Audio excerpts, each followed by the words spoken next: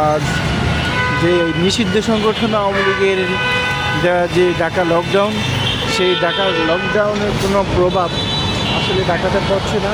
আপনারা দেখতে পাচ্ছেন যে গণপরিবহন সহ সব পরিবহনে বেশ পরিমাণ যাতায়াত করছে। আমি এই মুহূর্তে আছি মিরপুর 11 নম্বর থেকে আপনাদের দেখাচ্ছি।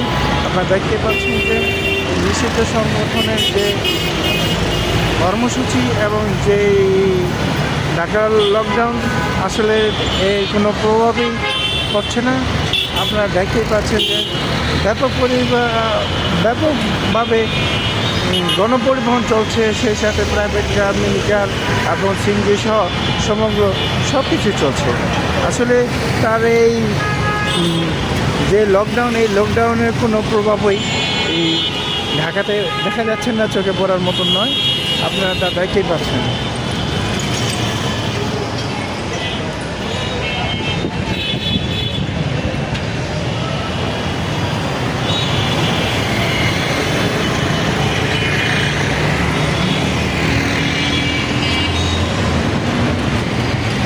দেখছেন গণপরিবহন সহ যে সব পরিবহনই মোটামুটি ব্যাপক আকারে চলছে এবং বিভিন্ন দিক থেকে বিভিন্ন পয়েন্ট থেকে আসছে।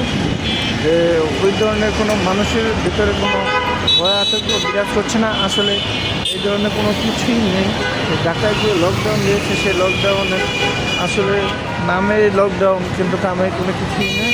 আপনারা তা দেখতেই পাচ্ছেন যে গণপরিবহন সহ সমগ্র সব গাড়ি ঘোড়াই মোটামুটিভাবে চলতে শুরু করেছে এই মিরপুর 11 নম্বর থেকে। তা আপনারা দেখতে পাচ্ছেন যে এই মুহূর্তে আসলে যে কর্মসূচি আওয়ামী লীগ দিয়েছে ওর কোনো প্রভাব এখনও পড়ছে না। গণপরিবহন থেকে শুরু করে সব পরিবহনে অলরেডি চলছে, আপনারা তা দেখছেন।